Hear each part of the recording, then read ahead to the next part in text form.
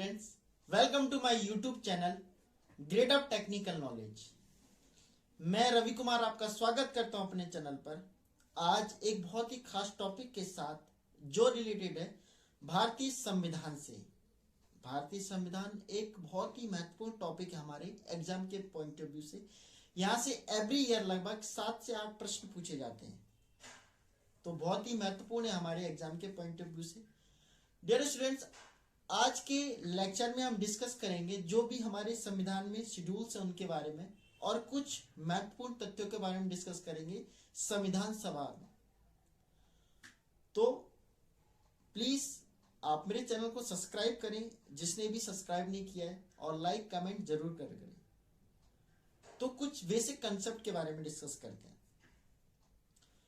Dear students, हमारे देश को सोने की चिड़िया कहे जाने वाला जो हमारा देश है वो सोने की चिड़िया कहा जाता था, लेकिन विदेशियों ने यहाँ पर आकर के हमारे देश में शासन किया और यहाँ से महत्वपूर्ण सामग्रियों को ले जा करके हमारे देश से अपने देश से बना करके और हमारे देश पे व्यापार करते थे।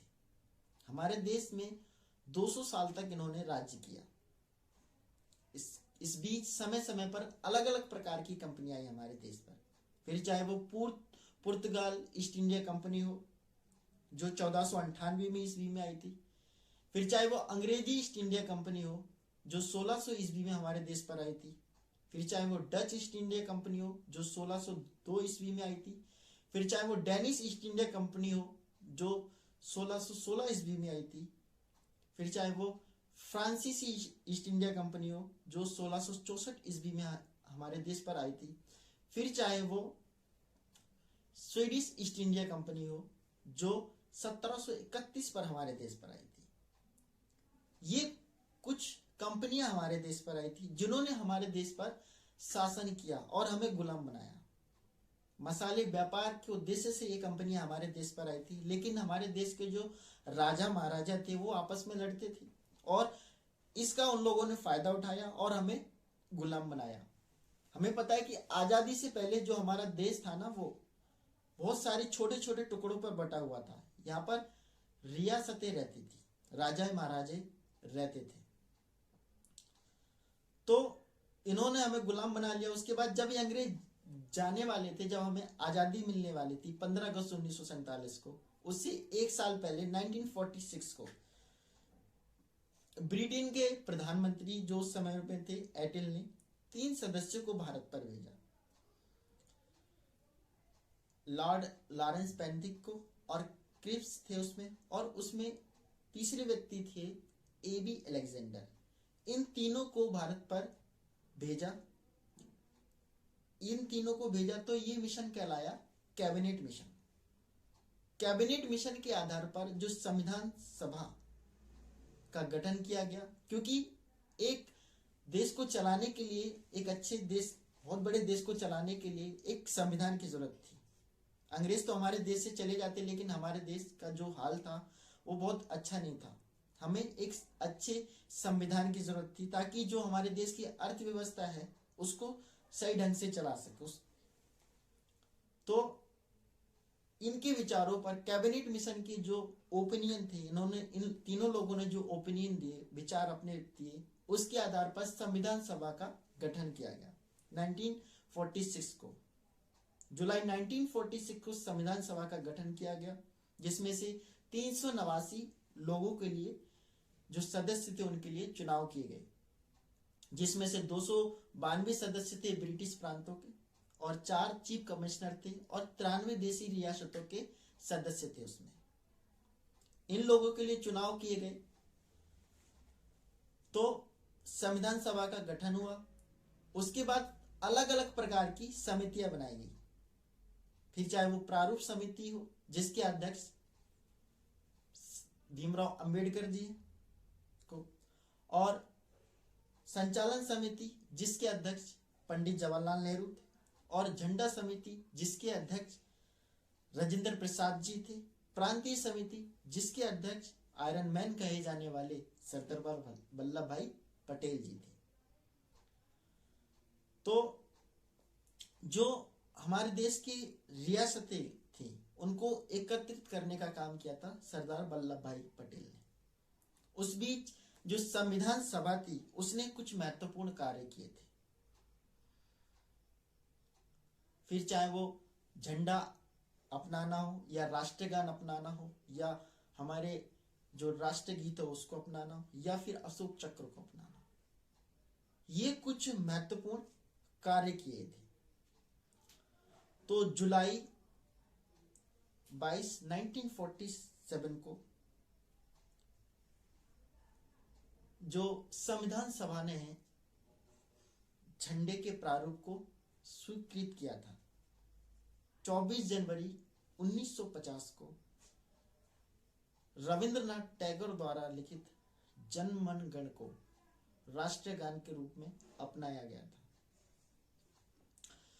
उसके बाद 24 जनवरी 1950 को ही बंकिम चंद्र चटर्जी द्वारा लिखित जो वंदे मातरम है, जो राष्ट्रीय गीत है हमारे देश का, उसको अपनाया गया था।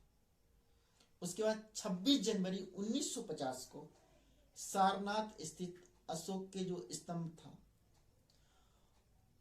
उसमें से जो अशोक की प्रतिमा थी उसको अपनाया गया था। कुछ ये महत्वपूर्ण कार्य किए थे संविधान सभा ने। तो फाइनली हमारा संविधान 2 साल 11 महीने 18 दिन पर बनकर तैयार हुआ और संविधान बनकर के 26 जनवरी 1949 को हुआ, लेकिन संविधान लागू हुआ 26 जनवरी 1950 को, क्योंकि 1930 26 जनवरी से ही हम स्वाधीनता दिवस मनाते आ रहे हैं। तो ये थी कुछ बेसिक कंसेप्ट जो हमें जानना जरूरी है। और फिर समय समय पर क्या हुआ, संविधान में संशोधन किए गए जो एक जरूरी भी है। तो अब तक संविधान में कितने संशोधन किए गए हैं? 104 बार संशोधन किए गए हैं। और संविधान में संशोधन हम आर्टिकल 368 के तहत कर सकते हैं। तो संविधान में संशोधन करना भी जरूरी था। तो अब डिस्कस करते हैं हम शेड्यूल्स के बारे में। डियर स्टूडेंट्स, संविधान में जब हमारा संविधान बना तो उसमें 22 भाषा और तो जब हमारा संविधान बना उसमें 395 अनुच्छेद, 22 भाग और 8 अनुसूचियां थी। कितनी? 395 अनुच्छेद, 22 भाग और 8 अनुसूचियां थी। लेकिन अब हमारे कितनी अनुसूचियां, हमारे शेड्यूल्स कितनी है? 12 अनुसूचियां, जो समय समय पर अबिटमेंट कर करके हमारे जो संविधान में जोड़ी गई थी। संविधान की जो पहली अनुसूची है उसमें हमारे देश में 28 राज्य और 8 केंद्र शासित प्रदेशों के बारे में वर्णन किया गया है। संविधान की जो दूसरी अनुसूची है उसमें हमारे जो देश के राजनेता हैं उनके जो वेतन के बारे में डिस्कस किया गया है। संविधान की जो तीसरी अनुसूची है उसमें शपथ ग्रहण के बारे में डिस्कस किया है। बेसिकली कौन किसको शपथ दिलाएगा, जैसे किसी राज्य का जो मुख्यमंत्री होता है उसको राज्यपाल शपथ दिलाता है। ऐसे ही बहुत सारी शपथों के बारे में डिस्कशन किया गया उसमें। चौथी अनुसूची में केंद्र और राज्य के जो प्रतिनिधित्व है राज्यसभा में उनके बारे में वर्णन किया गया है। 5वीं अनुसूची बहुत ही इंपॉर्टेंट अनुसूची है। इसमें जो ST SC जो जनजाति है उनके बारे में डिस्कस किया है। उनका जो स्पेशल दर्जा के बारे में वर्णन है और उनके लिए विशेष प्रबंध किए गए हैं, उनके बारे में वर्णन किया गया है। संविधान की जो 6ठी अनुसूची है उसमें असम, मेघालय, त्रिपुरा और मिजोरम में जो जनजातियां रहती है उनके बारे में विशेष प्रबंध के बारे में चर्चा की गई है। संविधान की जो 7वीं अनुसूची है उसमें केंद्र और राज्य के बीच शक्तियों को बंटवारे के बारे में वर्णन किया गया है। इसमें हम 3 तरीके से सूची देखते हैं, संघ सूची, राज्य सूची और समवर्ती सूची के बारे में। संघ सूची में केंद्र सरकार कानून बनाती है।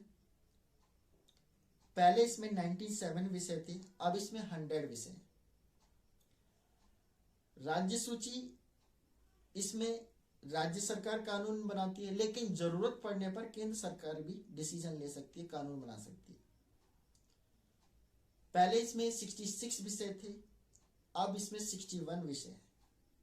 समवर्ती सूची, इसमें राज्य सरकार और केंद्र सरकार दोनों मिलकर के कानून बनाती है। इसमें पहले 47 विषय थे, अब इसमें 52 विषय हैं। तो ये कुछ आपकी संविधान की अनुसूची है जो बहुत ही महत्वपूर्ण है। संविधान की 8वीं अनुसूची वर्णन करती है भारत की भाषाओं के बारे में, जो संविधान में 22 भाषाएं के बारे में वर्णन करती है। बेसिकली जब हमारा संविधान बना तो इसमें 14 भाषाएं थी। संविधान में समय समय पर संशोधन किए गए, फिर चाहे आपका वो 1967 का 21वां संविधान संशोधन हो जो सिंधी भाषा को जोड़ा गया था, उसी प्रकार 1992 का 71वां संविधान संशोधन विभिन्न प्रकार की लैंग्वेज को जोड़ा गया था उसमें, फिर चाहे वो संथाली हो, डोगरी हो, 2003 का संशोधन हो। इनके तहत डिफरेंट टाइप्स की लैंग्वेजेस को संविधान की अनुसूची पर जोड़ा गया था। 9वीं अनुसूची जो है संविधान में पहले संविधान संशोधन 1951 के द्वारा जोड़ी गई, जो बहुत ही महत्वपूर्ण है। 10वीं अनुसूची जो जोड़ी गई वो संविधान में 52वें संविधान संशोधन के द्वारा जोड़ी गई, और इसमें दल बदलू कानून के बारे में प्रावधान किए गए हैं। तो ये भी बहुत ही महत्वपूर्ण है। 11वीं अनुसूची जो है वो पंचायती राज्यों के बारे में जानकारी प्रदान करती है। 12वीं अनुसूची है जो उसमें जो शहरी क्षेत्रों में कार्य करने के लिए प्रशासन के बारे में डिस्कशन किया गया है। तो ये कुछ हमारी संविधान की अनुसूचियां थी और इनके बारे में जानकारी करना, और यहाँ से हमारे जो एग्जाम में प्रश्न पूछे जाते हैं बहुत ही महत्वपूर्ण प्रश्न पूछे जाते हैं एवरी ईयर। यहाँ से लगभग 8 से 9, 7 से 8 या इससे ज़्यादा भी प्रश्न पूछे जा सकते हैं। तो ये थी कुछ संविधान की अनुसूचियां और कुछ संविधान सभा के बारे में जो बहुत ही महत्वपूर्ण था टॉपिक। तो अब तक 104 बार संशोधन किया जा चुका है हमारे संविधान में, और आर्टिकल 368 के तहत हम संविधान में संशोधन कर सकते हैं। तो आशा है कि आपको सेशन पसंद आया होगा। तो अगर सेशन पसंद आया तो प्लीज़ इसे लाइक और शेयर सब्सक्राइब जरूर करें। Thanks for watching my video.